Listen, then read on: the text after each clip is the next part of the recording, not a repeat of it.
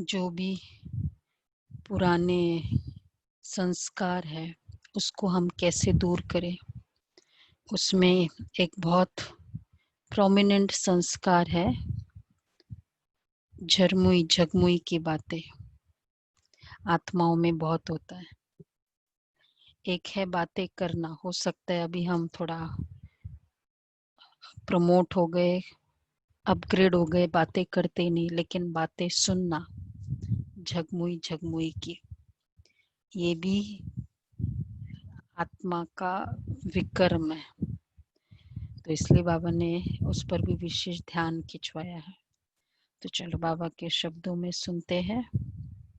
30:9। मीठे बच्चे, सबसे पहले यही ख्याल करो कि मुझ आत्मा पर जो कट चढ़ी हुई है वह कैसे उतरे। सुई पर जब तक कट होगी तब तक, सुई पर जब तक कट होगी तब तक चुंबक खींच नहीं सकता। बाबा की पुल मुझे नहीं होती है। जैसे कभी कभी हो जाता है कि योग लगाना पड़ता है, खींचो, कशिश हो, तो उसका कारण कि मेरे कहीं ना कहीं वो जंक है। अब कौन कौन से जंक है जो आत्मा पर लग गए हैं, वो हम आज बाबा के शब्दों में सुनेंगे।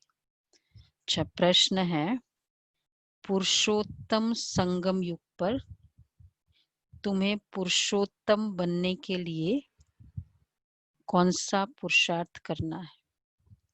पुरुषोत्तम संगम युग पर तुम्हें पुरुषोत्तम बनने के लिए कौन सा पुरुषार्थ करना है। 4 बातें बाबा ने, 4 तरह के पुरुषार्थ बाबा ने बताया। मेन तो वही है, 5 याद याद करें। हाँ, और जितना ज्ञान सुनेंगे, बाबा की रोज मुरली सुनेंगे अच्छे से। और चाल याद, चलन रॉयल होना चाहिए। चाल चलन रॉयल हो। अच्छा, और सेवा से भी हमारे जो भी हमारे अंदर विकार होते हैं वो मेल्ट होते हैं, देह अभिमान वगैरह। सेवा करो। श्रीमत पर चलना। एक ही आया अभी तक जो बाबा ने कहा। चलो फाइंड आउट करना, मुरली से फाइंड आउट करना। 5 हुआ, याद में वाला ही आया हुआ है, बाकी मुरली से फाइंड आउट करना सभी। गीत है जाग सजनिया जाग। अब नवयुग आया। ओम शांति। रूहानी बच्चों, आत्माओं ने शरीर द्वारा गीत सुना, क्योंकि बाप सभी बच्चों को आत्माभिमानी बना रहे हैं। तुमको आत्मा का भी ज्ञान मिलता है। दुनिया में एक भी मनुष्य नहीं जिसको आत्मा का सही ज्ञान हो, एक भी मनुष्य नहीं। कितना आत्मा, सोल का कितना कंसेप्ट है। जो भक्ति मार्ग में है वो तो है ही है, वेदांत फिलॉसफी तो पूरी आत्मा से भरी हुई है। मतलब आत्मचिंतन, ये बात तो बहुत है। फिर दुनिया, लौकिक दुनिया में सोलमेट ना, soul, I put my soul into it, मतलब वोकैबुलरी में यूज करते हैं, लेकिन आत्मा क्या है वो ज्ञान है। जिसका इतना तुम वोकैबुलरी यूज कर रहे हो तो पता तो होना चाहिए ना उसकी क्या डिटेलिंग है। तो बाबा यही कह रहे, जिस एक भी ऐसा मनुष्य नहीं जिसको आत्मा का सही ज्ञान हो। तो फिर परमात्मा का ज्ञान कैसे हो सकता है कि बाप ही बैठ समझाते हैं। समझाना शरीर के साथ ही है, शरीर बिगड़ तो आत्मा कुछ कर नहीं सकती। ये बाप ही, वो आत्मा जानती है हम कहाँ के निवासी है, किसके बच्चे हैं। अभी तुम यथार्थ रीति जानते हो, सब एक्टर्स पार्टधारी है। भिन्न भिन्न धर्म की आत्माएं कब आती है ये भी तुम्हारी बुद्धि में है। बाप डिटेल नहीं समझाते हैं, मुट्ठा होलसेल समझाते हैं, सिंधी वर्ड है ना, डिटेलिंग बाबा नहीं समझाते। होलसेल अर्थात मतलब भिन्न भिन्न धर्म की आत्माएं कैसे आती है, कब आती है, बाबा ने होलसेल में बता दिया। 2500, 2250, 2000 इस तरह, और फिर 500 वर्ष आदि आदि, ये वाला धर्म आता है, ये वाला आता है। तो होलसेल अर्थात एक सेकंड में ऐसी समझा नहीं देते जो सत्युग आदि से लेकर अंत तक मालूम पड़ जाता है कि कैसे हमारा पाठ नोंदा हुआ है।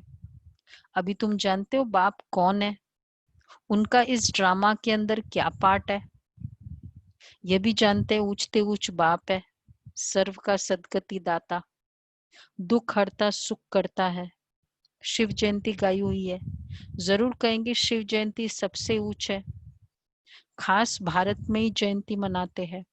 जिस जिस की राजाई में जिस ऊंच पुरुष की पास्ट की हिस्ट्री अच्छी होती है तो उनकी स्टैंप भी बनाते हैं। कंटेम्पररी स्टैम्प्स होते हैं ना जो, तो उनके दो टाइप के, एक परमानेंट स्टैम्प्स है, पोस्टल स्टैम्प्स, और एक कंटेम्पररी होते हैं। तो परमानेंट तो हम जानते हैं एक का ही है, महात्मा गांधी का। बाकी जिन्होंने कुछ काम किया है तो हिस्ट्री में जिनका कुछ नाम है उनके भी स्टैम्प्स बने हैं। अब शिव की जयंती भी मनाते, समझाना चाहिए सबसे ऊंच जयंती किसकी हुई, किसकी स्टैम्प बनानी चाहिए। गांधी जयंती है ना और सबसे ऊंच गांधी जयंती मतलब गांधी जी का ही है सारा जगह स्टैम्प्स में भी। और आजकल स्टैम्प्स मिलते हैं, नहीं मिलते, स्टैम्प्स का कंसेप्ट तो रहा नहीं है ना है, मिलते हैं, मतलब जा रहे पोस्ट आदि जा रहे हैं। तो बाबा कह रहे हैं तो किसकी स्टैम्प बनानी चाहिए, कोई साधु संत अथवा सिखों का, मुसलमानों का व अंग्रेजों का कोई फिलोसोफर अच्छा होगा तो उनकी स्टैंप बनाते रहते हैं, जैसे राणा प्रताप आदि की भी बनाते। अब वास्तव में स्टैंप होनी चाहिए बाप की, जो सबका सदगति दाता है। मैंने कितना बड़ा काम किया, इतना सा उन्होंने फ्रीडम दिलवाई, उनके स्टैंप बने। और मैंने कितना बड़ा काम किया, कितने सालों तक फ्रीडम दिलवाई, नहीं बनना चाहिए, हक बनता है बाबा का कहने का। लेकिन बेचारों को पता ही नहीं। तो यही बात से मोटिवेट होकर फिर ये भाई साहब और आशा दीदी ने बहुत ट्राई किया, हमारा ब्रह्मा बाबा का स्टैम्प बना हुआ है। थोड़े समय तक होता है वो, इतना मतलब वो वैलिड है स्टैम्प, चाहे आज भी आप लगा दो तो वैलिड है। इन सर्कुलेशन इतना नहीं रहा उनके कंटेम्पररी जो स्टैम्प्स होते हैं। तो बाबा कहते हैं इस समय बाप ना आए तो सदगति कैसे हो, क्योंकि सब रौरव नरक में गोता खा रहे हैं। सबसे ऊंचते ऊंचे शिव बाबा पतित पावन, मंदिर भी शिव के बहुत ऊंचे स्थान पर बनाते हैं, क्योंकि ऊंचते ऊंचे ना, बाप ही आकर भारत को स्वर्ग का मालिक बनाते हैं। जब वो आते तब सदगति करते हैं, तो उस बाप की याद रहनी चाहिए। स्टैम्प भी शिव बाबा की कैसे बनाए, भक्ति मार्ग में तो शिवलिंग बनाते हैं, वही ऊंचते ऊंच आत्मा ठहरे। क्योंकि एक्चुअली देवी देवता मतलब कोई भी डिवाइन फिगर के स्टैम्प नहीं बना सकते भगवान के ना, जैसे बाबा ने कहा ना कि शिवलिंग का हो या शिव बाबा का हो, कोई मनुष्य का बना सकते, इसलिए फिर इस तरह चूज किया। बाबा का तो इशारा ऑब्वियसली निराकार के स्वरूप का था। भक्ति मार्ग में तो शिवलिंग बनाते हैं, तो ऊंचते ऊंच मंदिर भी शिव का ही मानेंगे। सोमनाथ शिव का मंदिर है ना। भारतवासी तमो प्रधान होने के कारण यह भी नहीं जानते कि शिव कौन है, किसकी पूजा करते रहते हैं, क्योंकि पूजा करते रहते हैं, पता नहीं है कौन है, उनका ऑक्यूपेशन ही नहीं जानते। राणा प्रताप ने भी लड़ाई की, वो तो हिंसा हो गई। उस समय तो सब है डबल अहिंसक, सॉरी उस समय तो सब है डबल हिंसक, द्वापर युग से डबल हिंसक है। डबल हिंसक हो गए। विकार में जाना, काम कटारी चलाना, यह भी तो हिंसा है ना। डबल अहिंसक तो ये लक्ष्मी नारायण है। मनुष्य को जब पूरा ज्ञान हो तब अर्थ सहित स्टैंप निकाले। डबल अहिंसक की स्टैंप होनी चाहिए। ये तो डबल हिंसक है। जैसे जो भी उन्होंने जिन्होंने भी, क्योंकि किसकी स्टैंप बनाए, जिन्होंने कुछ देश के लिए बड़ा किया, तो अब जिन्होंने भी देश के लिए किया तो वहां तो लड़ाई मार वो तो सब रहा ही था। तो एक तो फिजिकल लड़ाई हुई और ऊपर से विकार में भी जाते थे, तो डबल हिंसक वाले के स्टैंप बनाया। तो वास्तव में ये है डबल अहिंसक लक्ष्मी नारायण। मनुष्यों को जब पूरा ज्ञान हो तब अर्थ सहित स्टैंप निकले। सतयुग में होगी स्टैंप। वैसे चाहे स्टैंप नहीं होगी पर पिक्चर वगैरह कुछ तो होता ही होगा उनका, पेंटिंग बना के या कुछ इस तरह से लोगों वगैरह। अच्छा। कुछ तो होता ही होगा। महाराजा महारानी है तो पब्लिक भी तो देखेगी करेगी ना। स्टैंप तो क्योंकि चिट्ठी विट्ठी लिखते हैं तब स्टैंप होता है, तो वो तो वहां पे नहीं लगता कि कुछ होगा। चिट्ठी नहीं लिखेंगे आपस में? मेरे को नहीं लगता ऐसा कुछ जरूरत होगा। तो पर हाँ कैसे? कोई डॉक्यूमेंटेशन कुछ ऑफिशियल होता होगा तो उसके लिए स्टैंप भले ही हो सकता है। हाँ, तो बाबा कहते हैं सतयुग में स्टैंप निकलती है इन लक्ष्मी नारायण की। कुछ कुछ सतयुग के टोटके बाबा बता सुनाते हैं। क्योंकि ऑब्वियसली करंट महाराजा महारानी की तो निकलेगी ना, वहां के जो भी वहां के करंट महाराजा महारानी होंगे। तो शिव बाबा का ज्ञान तो वहां रहता नहीं, तो जरूर ऊंचते ऊंच लक्ष्मी नारायण की स्टैंप लगती होगी। वैसे तो मैंने मुरली पढ़ी तो मुझे लगा देखो भगवान अभी इतना करके गया और फिर बाद, और वो भी सतयुग, तो ना अभी उनकी स्टैंप निकली। ठीक है, बाबा की निकली है, साकार बाबा की, और सतयुग में तो लक्ष्मी नारायण की होगी। तो इतना सा अगर हमने द्वापर युग में मंदिर भी बना दिया, क्या बड़ी बात है फिर तो। अभी तो जो कर रहा है उस समय भी नहीं निकला।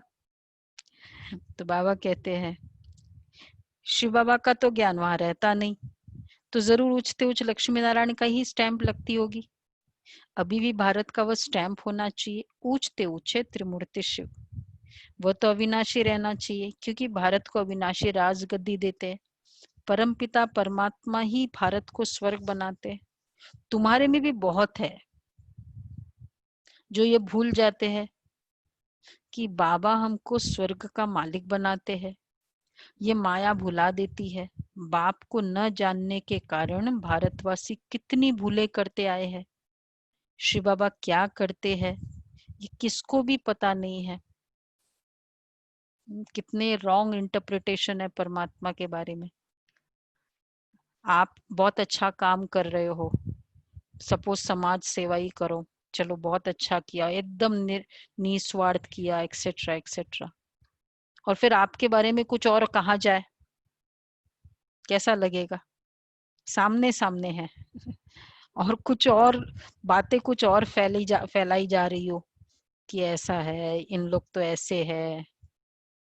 तो बाबा इसलिए कहते हैं शिव बाबा क्या करते ये किसको भी पता नहीं। शिव जयंती का भी अर्थ नहीं समझते। ये नॉलेज सिवाय बाप के और कोई को है नहीं। अभी तुम बच्चों को बाप समझाते हैं, बच्चे तुम औरों पर भी रहम करो, अपने ऊपर भी आप पे ही रहम करो, खुद पर रहम करो। एक्चुअली खुद पर मर्सीफुल होगा ना।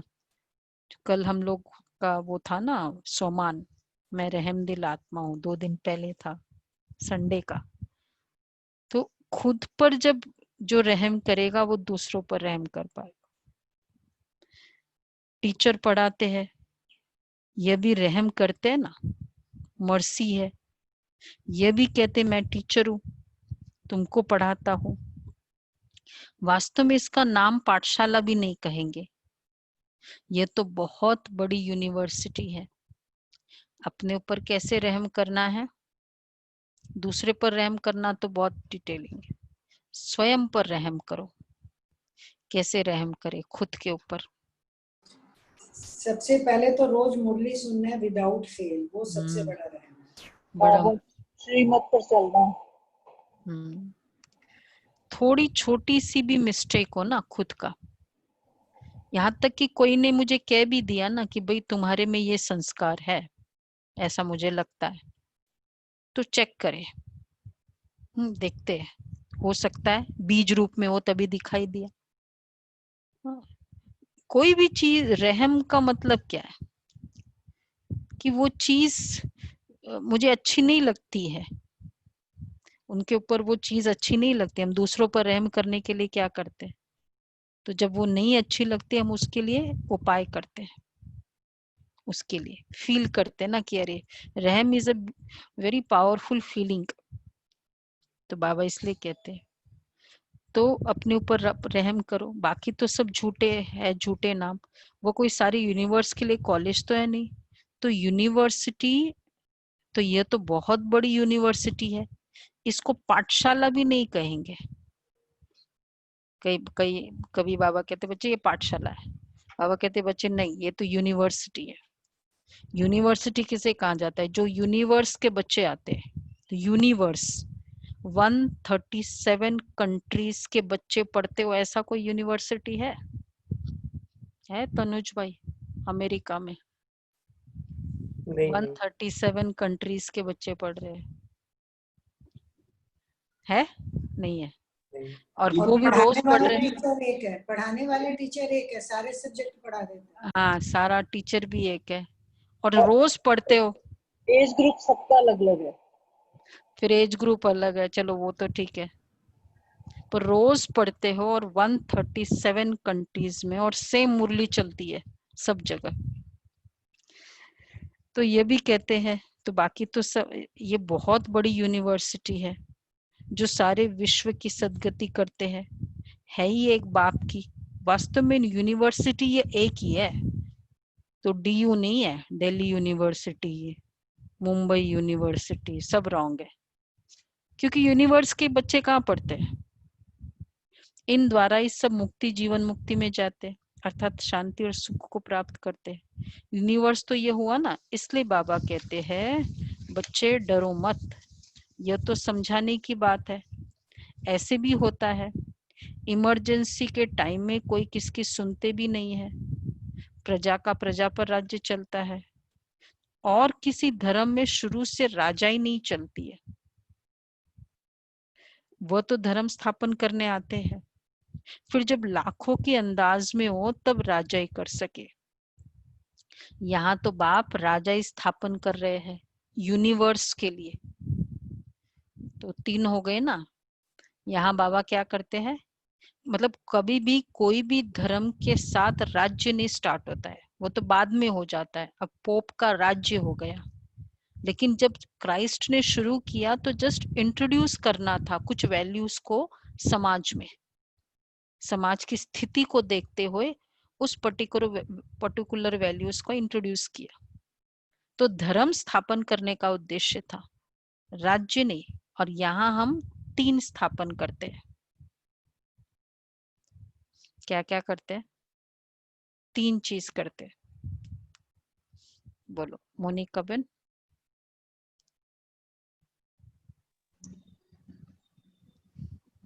एक राज्य, एक राज्य, एक धर्म और एक भाषा।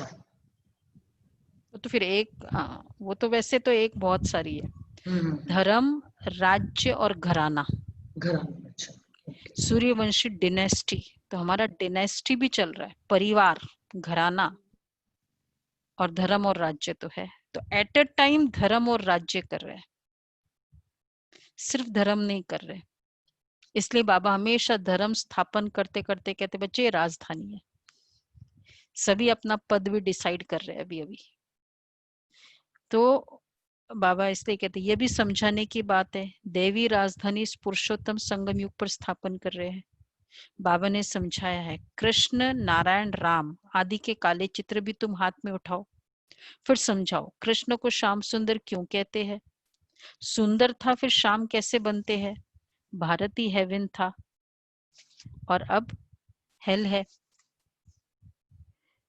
तो हेल अर्थात काला, हेवन अर्थात गोरा।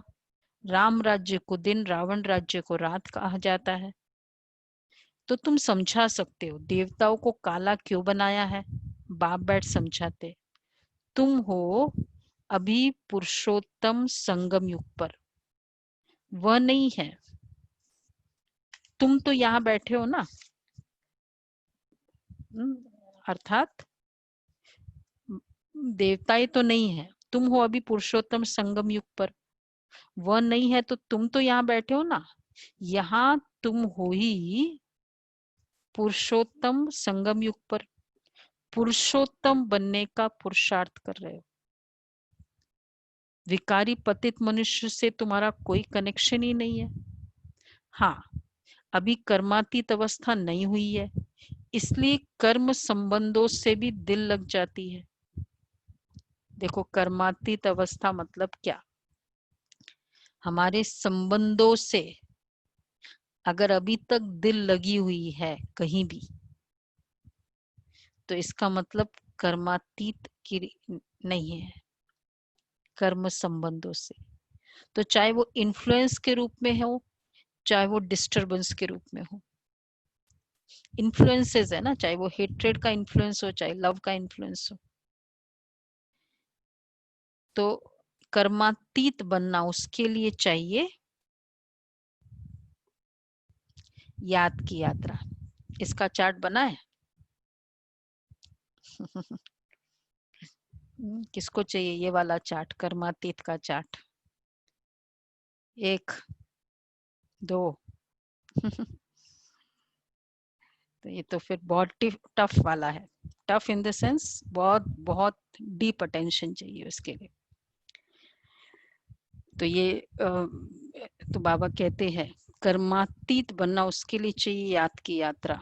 बाप समझाते तुम आत्मा हो, तुम्हारा बाप के साथ कितना लव होना चाहिए। ओहो, बाबा हमको पढ़ाते हैं, वो उमंग कोई में रहता नहीं है, माया घड़ी घड़ी दे अभिमान में ला देती है।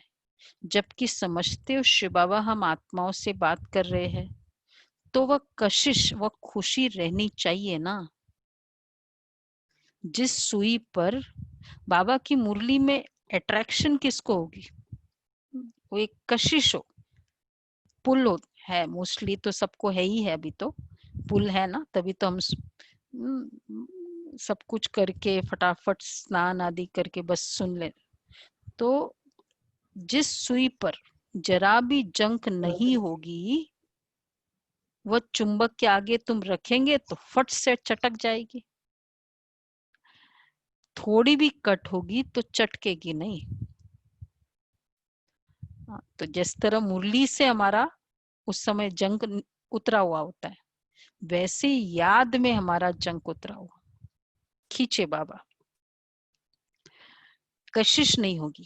वही बाबा ने जो था ना, मेहनत और मुश्किल आज का है ना रिवीजन में, स्नेही सदा स्नेही, जहां से नहीं होगी, थोड़ी भी कट होगी तो चटकेगी नहीं, कशिश नहीं होगी, पुल नहीं होगी।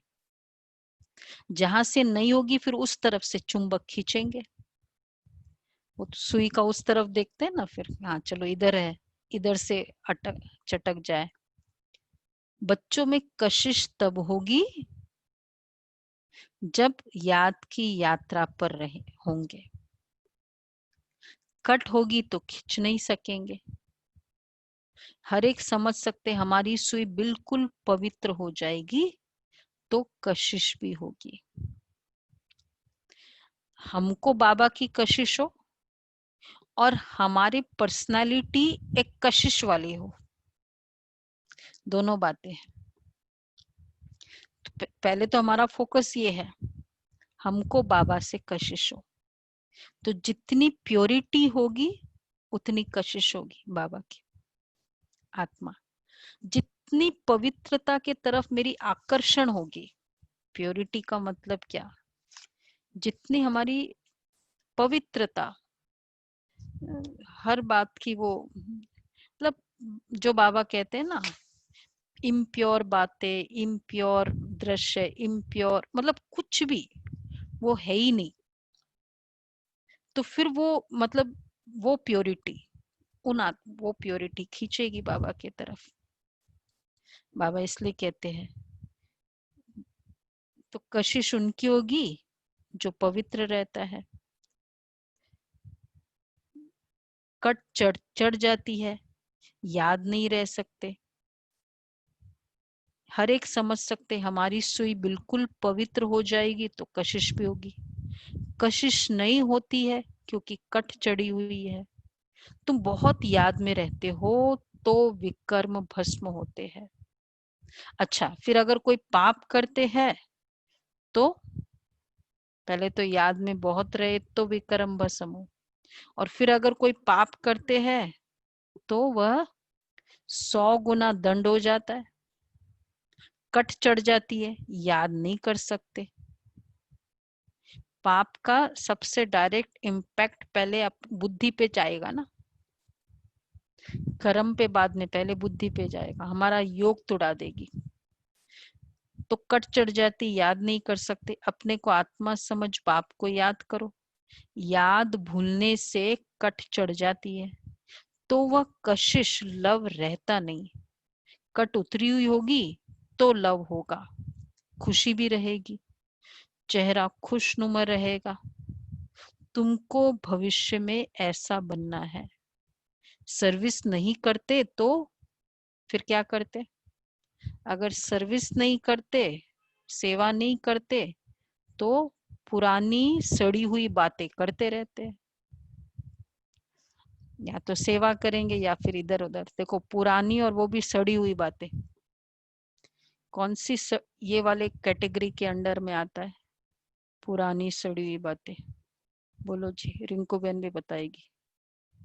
एक है पुरानी बातें, आज तो बाबा ने बड़ा थोड़ा स्ट्रॉन्ग वर्ड यूज किया।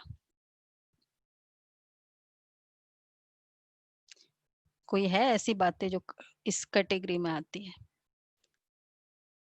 इसके ऊपर तो बाबा कहते हैं ना, पुराण लिख सकते हैं अगर बच्चे बैठेंगे तो। एक तो 1 मिनट पहले भी हुआ ना, ठीक है, हो गया। और ऊपर से फिर नेगेटिव बातें, तुमने ऐसे किया, तुमने ऐसे किया, उसने ऐसा किया, उसने ऐसा किया, ये बातें, ये सड़ी हुई स्मेल आती है उसमें। सुनने वाला भी, उसको भी अच्छा नहीं लगता, उसका भी चेहरा खराब हो जाता है।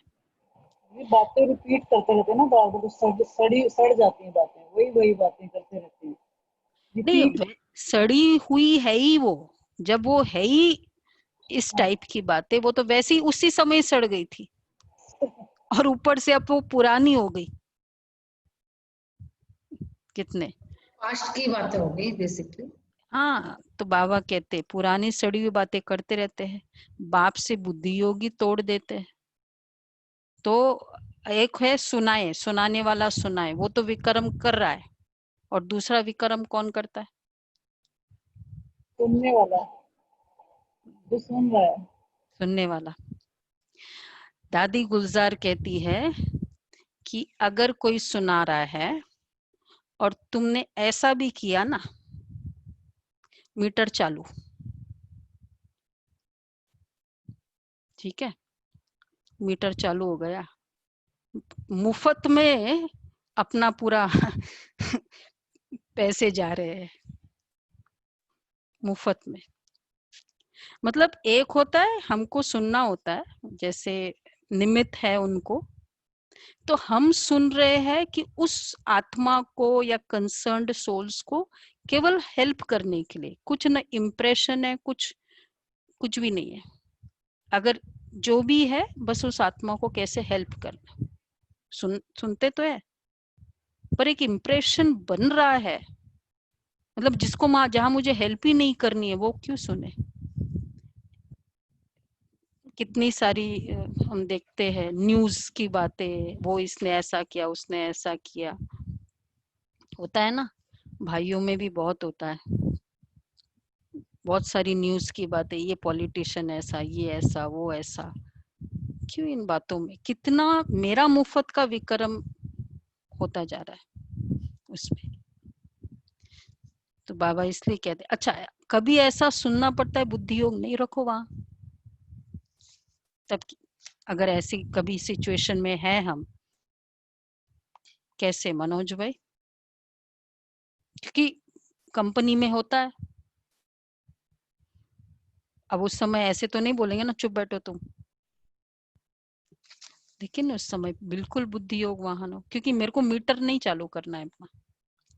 तो बाबा कहते हैं कि पुरानी सड़ी हुई बातें करते रहते, बाप से बुद्धि योगी तोड़ा देते, जो कुछ चमक थी वह भी गुम हो जाती है, बाप से जरा भी लव नहीं रहता। लव उनका रहेगा जो अच्छी रीति बाप को याद करते रहेंगे। बाप को भी उनसे कशिश होगी, देखो बाप को भी उनसे कशिश होगी, 3 कशिश हो गई अभी। मुझे बाबा की कशिश हो, बाप को मेरी कशिश हो, और तीसरी मेरे से आत्माओं की कशिश। कौन से कैटेगरी में है हम, कौन से कैटेगरी में है?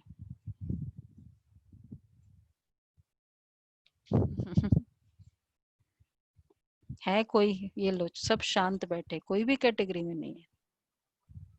बोलो दमयंती बहन।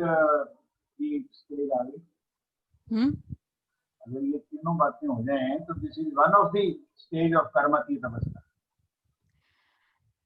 तो बाबा कहते हैं कि ये वाला हमें ध्यान रखना है, बाप को भी मेरे से कशिश हो, बाबा को भी फील हो उस बच्चे से बात करे, बाप को भी उनसे कशिश होगी ये बच्चा सर्विस भी अच्छा करता है और योग में भी रहता है, तो बाप का प्यार उन पर रहता है, अपने ऊपर ध्यान रखते हैं, हमसे कोई पाप तो नहीं हुआ, स्वयं पर अटेंशन रखो।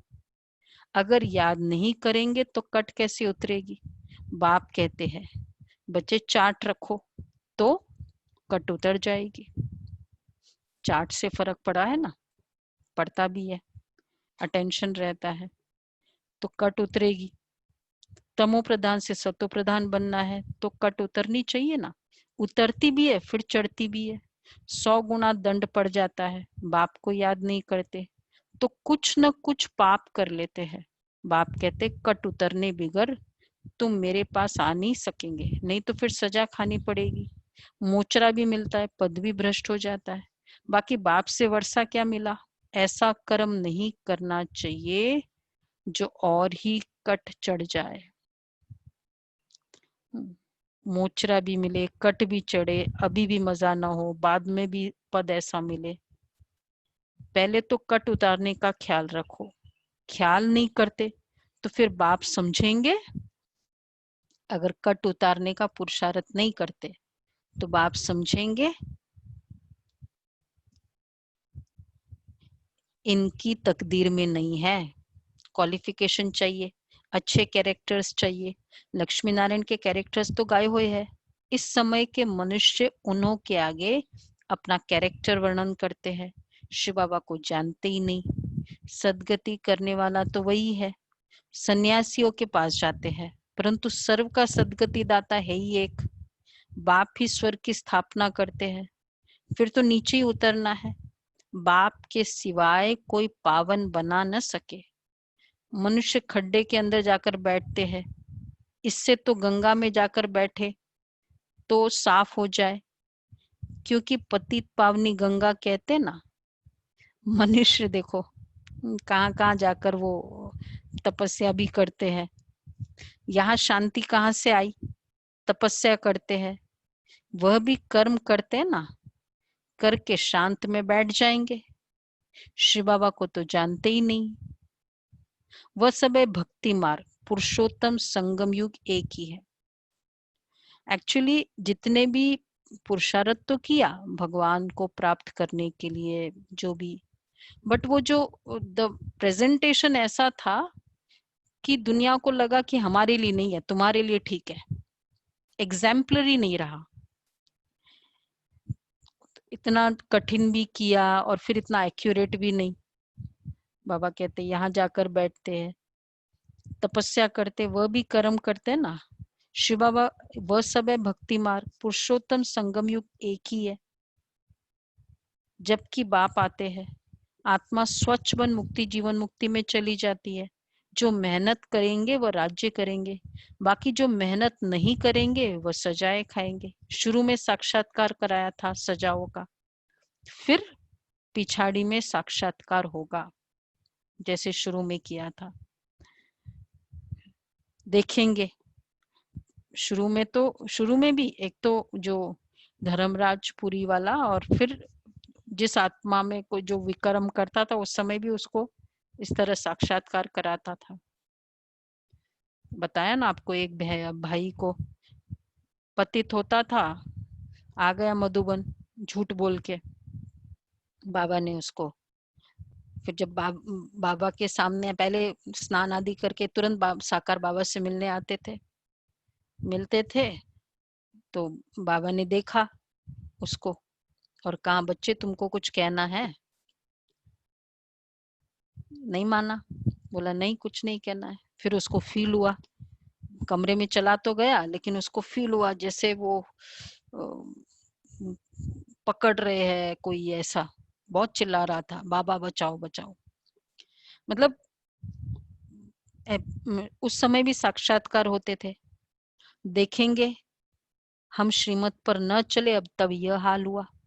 पता था, मुरली में बाबा ने कहा, मैंने माना, फिर भी ऐसा किया। शुरू में साक्षात्कार कराया था सजाओ का, बच्चों को कल्याणकारी बनना है, बाप और रचना का परिचय देना है। जैसे सुई को मिट्टी के तेल में डालने से कट उतर जाती है, वैसे बाप की याद में रहने से भी कट उतरती है, नहीं तो वह कशिश व लव बाप में रहता नहीं है। वैसे ये होगा, सभी का भी अनुभव होगा, जैसे जैसे हमारी वो क्लीन होते जाते हैं ना, सचमुच बाबा की पुल होती है, कर रहे हैं चल रहे हैं, लेकिन खींच होती है बाबा की, तो पता चलता है। एक होता है याद कर रहे हैं हम, अटेंशन रख रहे, कर्म और याद का बैलेंस, और एक है पुल होती जाए बीच बीच में। तो बाबा कहते हैं आज का पूरा फोकस है बच्चे कट उतारे। तो जैसे सुई को मिट्टी के तेल में डालने से कट उतर जाती है, वैसे बाप की याद में रहने से भी कट उतरती है। कट उतरेंगे तो कशिश होगी, और याद करेंगे तो कट उतरेगी, सब इंटरकनेक्टेड है। नहीं तो वह कशिश व लव बाप में नहीं रहता। लव सारा चला जाता है, किसमें लव चला जाता है? मित्र संबंधियों आदि में। मित्र संबंधियों के पास जाकर रहते हैं। कहाँ ये जंक खाया हुआ संग और कहाँ यह संग, विशेषकर समर्पित बच्चों के लिए बाबा का डायरेक्शन है। मतलब ऐसों के साथ रहे जो ज्ञान में भी नहीं चलते। सुबह जाओ, होता है ऐसों का कि जल्दी आ जाओ, क्योंकि वो ज्ञान में भी नहीं चलते, क्या करेंगे वहां जाकर, क्या रहेंगे। तो कहाँ वह जंक खाया हुआ संग और कहाँ यह संग, क्या कैसा संग है हम ब्राह्मणों का। कोई बता रहा था हमको, दुनिया में अभी भी, अब कई जॉब पर नहीं जाते या बच्चे ऑनलाइन घर में कर रहे हैं, 1-1 बजे तक स्नान नहीं करते, नहीं 9-9 बजे 8-8 बजे तक स्नान ही नहीं करते, फिर 1-1 बजे तक नहीं स्नान करते। और किसी ने तो कहा कि वो सुबह तो फ्रेश हो जाते, जॉब में चले जाते, रात को आकर स्नान करते। ऐसे भी बाबा के कैसे दुनिया भी देखो कैसे जंक खाया हुआ संग है ना। बाबा कहते स्नान, वो तो स्पिरिचुअलिटी तो आगे की बात है, ये तो एक नॉर्मल क्लेanलीनेस है। तो हमने कहा कि क्या फर्क पड़ता है, एक थोड़ा पानी डाल दो ना उसमें, क्या फर्क पड़ता है? बोला नहीं, वो इतनी मेहनत कौन करे, इतने जल्दी क्यों करे। आत्मा को क्या, आत्मा की लेवल क्या कहेंगे, कितना डाउन है लेवल। और ये परिवार के परिवार है सब, करंट जनरेशन तो काफी इस कैटेगरी में आ जाती है। बाबा यही कहते हैं, तो कहाँ वह जंक खाया हुआ संग और कहाँ यह संग। ये ब्राह्मणों का संग देखो सुबह सुबह। मैंने कहा ये तो हमारा बहुत बड़ा ब्यूटीफुल फैमिली है जो सुबह स्नान करके क्लास सुनती है। ये तो फरिश्तों की फैमिली है, नहीं है? ऐसा मिलेगा कोई संग? किरण बहन, मिलेगा ऐसा? तो बाबा कहते हैं याद से ही पावन बनेंगे। जंक खाई हुई चीज के संग में उनको भी कट चढ़ जाएगी।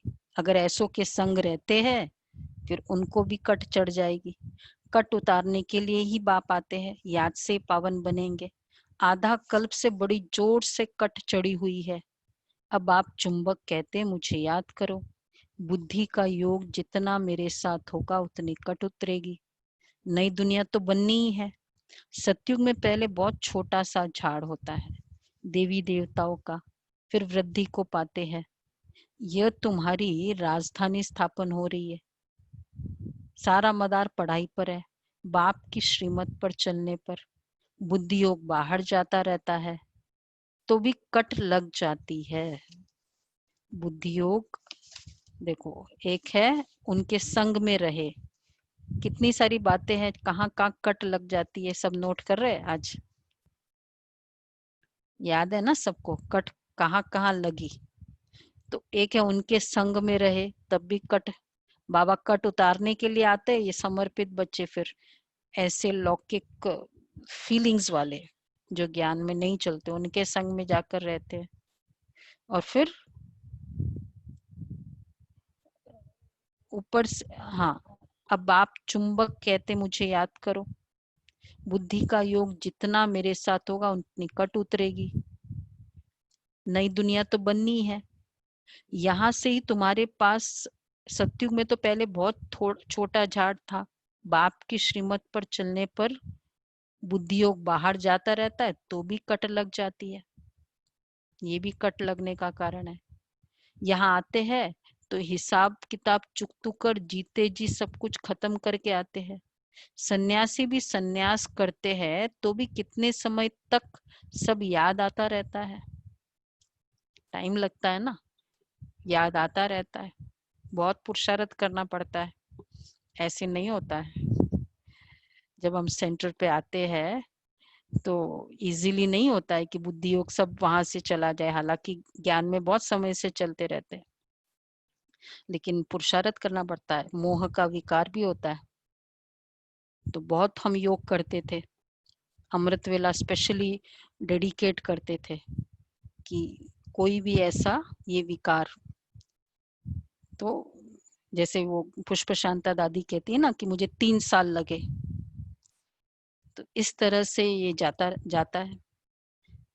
तो इसलिए बाबा कहते कितना याद करना होता है, कितने हमारे हिसाब किताब जाए नहीं। सन्यासी भी सन्यास करते हैं, तुम भी कितने समय तक याद, तो भी कितने समय तक सब याद आता रहता है। समय लगता है। तुम बच्चे जानते हो अभी हमको सत का संग मिलता है, हम अपने बाप को ही याद करते हैं, बाप की ही याद में रहते हैं। मित्र संबंधी आदि को जानते तो है ना। गृहस्थ व्यवहार में रहते कर्म करते बाप को याद करते रहना है। पवित्र बनना है, औरों को भी सिखाना है। फिर तकदीर में होगा तो चल पड़ेंगे। ब्राह्मण कुल का भी का ही नहीं होगा तो देवता कुल में कैसे आएगा? बहुत सहज पॉइंट्स दी जाती है जो झट किसकी बुद्धि में जाए। विनाश काले विपरीत बुद्धि वाला चित्र भी क्लियर है। कौन सा चित्र है? विनाश काला विपरीत बुद्धि वाला चित्र है। एक चित्र है ना, वही मतलब विनाश काले विपरीत बुद्धि, वो जो बाबा हमेशा कहते हैं विनश्यंती और विजयंती, प्रीत बुद्धि विजयंती। अब उसमें वही है, गीता वाला ही चित्र है। वो करते थे पहले, ऐसे वाले चित्र बनाते थे। गीता वाला वही युद्ध का वो वाला चित्र। अब वो सॉवरेनिटी तो है नहीं, दैवी सॉवरेनिटी थी जिसको स्वर्ग कहा जाता था। अभी तो पंचायती राज्य है। समझाने में कोई हर्जा नहीं है, परंतु कट निकली हुई हो तो कोई को तीर लगे। पहले कट निकालने की कोशिश करनी चाहिए। अपना कैरेक्टर देखना है। रात दिन हम क्या करते हैं, किचन में भी भोजन बनाते, रोटी पकाते, जितना हो सके याद में रहो। घूमने जाते हो तो भी याद में रहो। बाप सबकी अवस्था को तो जानते हैं ना। झगमुई झगमुई करते हैं तो फिर कट और ही चढ़ जाता है। अगर उसमें सेवा नहीं है तो ये कट चढ़ जाता है। कितने रीजंस बताए कट चढ़ने का। पर चिंतन की कोई बात नहीं सुनो। अच्छा, मीठे मीठे सिक्के लदे बच्चों प्रति माता पिता बाप दादा का याद प्यार गुड मॉर्निंग। रूहानी बाप की रूहानी बच्चों को नमस्ते। हम रूहानी बच्चों की रूहानी बाप दादा को याद प्यार नमस्ते good morning. Thank you Baba, thank you, thank you. Answer मिला? 5 बातें थी। एक तो याद की यात्रा में रहना है, एक डबल अहिंसक बनना है, और चार्ट रखना है, सेवा करनी है और विकारों की कट निकालनी है। अच्छा, 1 2 आया है उसमें से, 3 बाकी है। झरमुई झुगमुई बातें नहीं करनी है। 3 आ गया। जी योग एक बाप से लगाना है, सगे संबंधी से नहीं। 4 आ गया। सड़ी बात। चार्ट एक बार रखें, एक चार्ट बाकी। रखें, चार्ट रखेंगे, अपने ऊपर रहम करेंगे, संघ बाहर का वालों से दिल न लगाए। कोई से भी दिल लगी हुई ना हो। तो 5 संघ बातें का हो गई। ध्यान रखेंगे। कर्मातीत आंसर है कर्मातीत बनने का। क्वेश्चन ये था पुरुषोत्तम संगम युग पर तुम्हें पुरुषोत्तम बनने के लिए कौन सा पुरुषार्थ करना है। तो कर्मातीत बनने का, कोई भी कर्म संबंधों के तरफ बुद्धि न जाए, अर्थात कर्म बंधन अपने तरफ न खींचे। सारा कनेक्शन एक बाप से रहे। कोई से भी दिल लगी हुई न हो, कोई से भी। ऐसा पुरुषार्थ करो, झरमुई झगमुई में अपना टाइम वेस्ट नहीं करो। 4th है। तो कोई भी कर्म संबंधी फर्स्ट था, सेकंड कनेक्शन बाप से रहे, 3rd कोई से भी दिल लगी हुई ना हो, 4th ऐसा पुरुषार्थ करो झगमुई झगमुई में अपना टाइम वेस्ट मत करो, एंड 5th है याद में रहने का अभ्यास करो। ये है अच्छा, धारणा के लिए सार है। जैसे बाप टीचर रूप में पढ़ाकर सब पर रहम करते हैं, ऐसे अपने आप पर और औरों पर भी रहम करना है।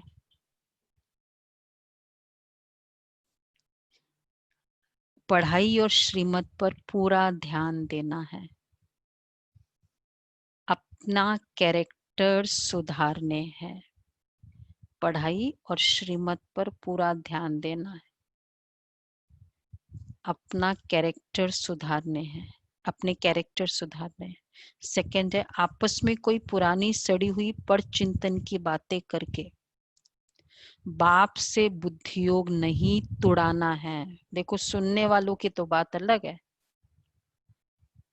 बोलने वालों की तो ये है, दूसरे का बुद्धि योग नहीं तोड़ाओ। आपस में कोई पुरानी सड़ी हुई पर चिंतन की बातें करके बाप से बुद्धि योग नहीं तोड़ाना है। कोई भी पाप कर्म नहीं करना है। याद में रहकर जंग उतारनी है। वरदान है सर्व शक्तियों को ऑर्डर प्रमाण अपना सहयोगी बनाने वाले प्रकृति जीत भव। सर्व शक्तियों को ऑर्डर प्रमाण अपना सहयोगी बनाने वाले प्रकृति जीत भव। सबसे बड़े ते बड़ी दासी प्रकृति है। जो बच्चे जो बच्चे प्रकृति जीत बनने का वरदान प्राप्त कर लेते हैं, उनके ऑर्डर प्रमाण सर्व शक्तियां और प्रकृति रूपी दासी कार्य करती है, अर्थात समय पर समय पर सहयोग देती है। लेकिन यदि प्रकृति जीत बनने के बजाय अलबेलेपन की नींद में व अल्पकाल की प्राप्ति के नशे में व व्यर्थ संकल्पों के नाच में मस्त होकर अपना समय गवाते हो, तो शक्तियां ऑर्डर पर कार्य नहीं कर सकती। इसलिए चेक करो कि पहले मुख्य संकल्प शक्ति, निर्णय शक्ति और संस्कार की शक्ति तीनों ही ऑर्डर में है, ये चेक करो। तो प्रकृति जीत बनना अर्थात सर्व शक्तियां हाजिर हो। तो जब सर्व शक्तियां और बाबा कहते प्रकृति जीत बनने वालों के सर्व शक्ति और प्रकृति दासी कार्य करती है। लेकिन अगर प्रकृति जीत नहीं हो, ये तीन बातें हो, अलबेलेपन की नींद, फिजिकल नींद नहीं लेकिन अलबेलेपन की नींद, वो जो हमारा रियलाइजेशन ऑफ टाइम का थर्ड वाला ऑप्शन होता है ना, कर लेंगे, हो जाएगा, आज नहीं तो क्या बात है, कल हो जाएगा। और दूसरा अल्पकाल की प्राप्ति के नशे वाला नींद, व्यर्थ संकल्पों के नाच में मस्त होकर समय गंवाना। तो ऐसे के लिए अल्पकाल की प्राप्ति के नशे में कभी कभी हमें बहुत कुछ फायदा हो रहा होता है, किसी भी वे से कई सारी अचीवमेंट्स होती है, बाबा के सहयोग की मदद का अनुभव होता है, उस प्राप्ति के नशे में भी आत्मा बहुत रह जाती है। मुझे ये मिला, मुझे, चलो कहते हैं बाबा ने दिया, बट वो प्राप्ति के नशे में। और तीसरा व्यर्थ संकल्पों के नाच, तो ऐसों में जो टाइम वेस्ट करता है तो शक्तियां ऑर्डर पर कार्य नहीं कर सकती। तो इसलिए बाबा ने कहा चेक करो, संकल्प शक्ति, निर्णय शक्ति और संस्कार की शक्ति तीनों ही ऑर्डर में है, मन बुद्धि संस्कार। तो ये तो बहुत स्ट्रॉन्ग वरदान है ना आज का। क्या कहेंगे? मैं कंप्लीट ऑर्डर, प्रकृति जीत और सर्व शक्तियों को ऑर्डर प्रमाण चलाने वाली, मतलब मैं प्रकृति जीत आत्मा हूँ। तो प्रकृति, शरीर की प्रकृति और तीनों प्रकृति, मन बुद्धि संस्कार, तो मैं प्रकृति जीत आत्मा हूँ। उसके लिए फिर तीन बातें का ध्यान रखना है कि ये वाला तीन ना हो, अलबेलेपन की नींद, प्राप्ति का नशा अल्पकाल का, और थर्ड है व्यर्थ संकल्पों का नाच। कुछ भी बात हो जाती उस समय व्यर्थ संकल्प चलते रहते हैं, तो वो फिर आत्मा प्रकृति जीत नहीं हो सकती, या सर्व शक्तियों को ऑर्डर प्रमाण कार्य में नहीं लगा सकती। अच्छा, स्लोगन है, बाप दादा के गुण गाते रहो तो स्वयं भी गुणमूर्त हो जाएंगे। बाप दादा के गुण गाते रहो तो स्वयं भी गुणमूर्त हो जाएंगे, गुणमूर्त बन जाएंगे। अच्छा, आज 30 सितंबर